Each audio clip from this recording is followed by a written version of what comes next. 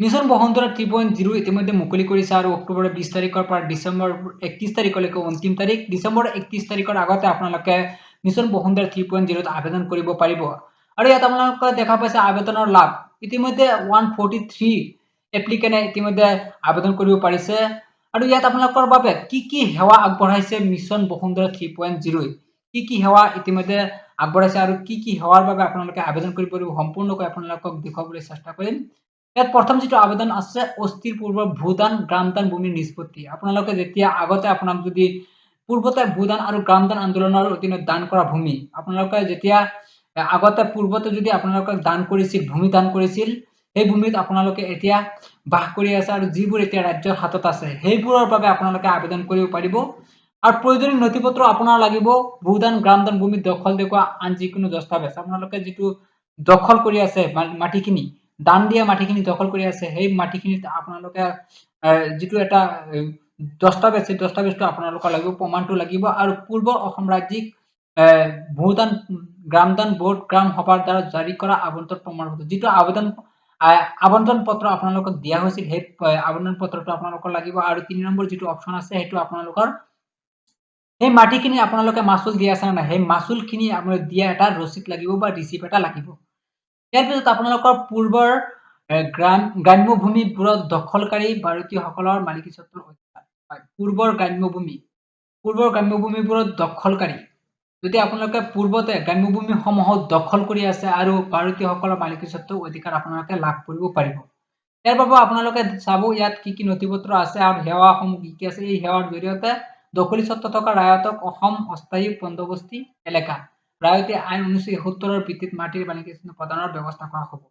আপোনালোকে ভালকে পঢ়ি ল'ব। গোটেইখিনি পঢ়িলে আপোনালোকৰ ভিডিঅ'টো বেছিকৈ দীঘলীয়া হৈ যাব। মই চমুকৈ কেইটামান আপোনালোকক মূল কেইটামানকৈ দেখুৱাবলৈ চেষ্টা কৰিছো। ইয়াৰ প্ৰয়োজনীয় নথিপত্ৰ আপোনালোকে দেখুৱাইছে আইনী উত্তৰাধিকাৰী প্ৰমাণ হিচাপে প্ৰমাণপত্ৰ আপোনালোকৰ এটা লাগিব আৰু ৰেন্ট ৰিচিপ্টটো লাগিব আৰু ৰায়তি খাতিয়ানৰ প্ৰতিলিপিটো আপোনালোকে লাগিব। এইটো যদি আপুনি অস্থিৰ পূৰ্বৰ ভূদান গ্ৰামদান ভূমিৰ নিষ্পত্তি এইটো পূৰ্বৰ গ্ৰাম্য ভূমিবোৰত দখলকাৰী ভাৰতীয়সকলৰ মালিকী স্বত্বৰ অধিকাৰ যদি আপোনালোকে আবেদন এইখিনি আপোনাৰ জৰুৰী এইখিনি লাগিব। আৰু 3 নম্বৰ যেটো অপচন আছে আপোনালোকে পুনৰ শ্ৰেণী বিভাজনৰ সুত আগবঢ়োৱা হয়। আপোনালোকে ইয়াত আপোনালোকে দেখা পাইছে সেৱাৰ নিৰ্দেশসমূহ দেখা পাইছে আপোনালোকে সম্পূৰ্ণকৈ আপোনালোকে এইখিনি পঢ়ি ল'ব। ইয়াত আপোনালোকে এটা কথা কৈছে পুনৰ শ্ৰেণী বিভাজনৰ সুত আগবঢ়োৱা মানে কি আপোনালোকে যদি এটা মাটিত আপোনালোকে যদি বহি আছে বা আপোনালোকে কৰি আছে বা আপোনালোকে কৃষি কৰি আছে কৃষি ভূমিত যদি আপোনালোকে অকৃষিৰ উদ্দেশ্যে ৰূপান্তৰ কৰিবলৈ যায় বা আপোনালোকে আৱাসিক বাণিজ্যিক বা ঔদ্যোগিক ব্যৱহাৰ কৰিব বিচাৰে তেতিয়াহ'লে আপোনালোকে ইয়াৰ বাবে আবেদন কৰিব পাৰিব। ইয়াৰ বাবে আপোনালোকৰ প্ৰয়োজনীয় নথিপত্ৰ লাগিব ভূমি ৰাজহ আদায়ৰ অধ্যৱধি ৰচিদ হয়। আপোনালোকে এইটো ৰচিদ আপোনালোকৰ লাগিব। ইয়াৰ আছে চহৰ আৰু ইয়াৰ প্ৰান্তীয় এলেকাবোৰত চুক্তিসংগত হাৰৰ সৈতে বাৰ্ষিক পট্টাৰ পৰা পিপি ৰূপান্তৰ ডিজিটেলকৰণ সমাপ্ত কৰক। এইটো অপচনত আপোনালোকে কি কৈছে সম্পূৰ্ণ এই সেৱাৰ জৰিয়তে বাৰ্ষিক পট্টাৰ ভূমিধাৰক যাৰ ভূমি অধিকাৰ বাৰ্ষিক লিজত সীমাবদ্ধ সেইসকলেহে আবেদন কৰিব পাৰিব। আৰু প্ৰয়োজনীয় নথিপত্ৰ আপোনাৰ ভূমিৰ বিৱৰণ ভূমি ৰাজচক্ৰ আদায়ৰ অধ্যৱধি ৰচিদ বাৰ্ষিক পট্টাদাৰ প্ৰতিলিপি অনুসূচিত ভূমিৰ ট্ৰেছ মানচিত্ৰ এইকেইটা আপোনালোকৰ প্ৰয়োজনীয় নথিপত্ৰসমূহ আপোনালোকৰ লাগিব। আপোনালোকে ভালকে পঢ়ি ল'ব। সম্পূৰ্ণ দিয়া আছে আপোনাৰ কোন মাটিৰ বাবে আপোনালোকে আবেদন কৰি কি লাভ কৰিব পাৰিব সম্পূৰ্ণকৈ দিয়া আছে আপোনালোকে ভালকে পঢ়ি ল'ব। ইয়াৰ পিছত আপোনালোকে 5 নম্বৰ চাহ অনুদান ভূমিৰ সীমিত ৰূপান্তৰ সময়ে পত্ৰালয় হয়। ইয়াত আপোনালোকে দেখা পাইছে সেৱা নিৰ্দেশসমূহ আপোনালোকে চাহ বাহনৰ ভূমি মূলত চাহ খেতিৰ বাবে প্ৰদান কৰা হয় প্ৰায় আৱাসিক বা বাণিজ্যিক ব্যৱহাৰৰ বাবে বিক্ৰী আৰু পুনৰ নিৰ্মাণ কৰা হয়।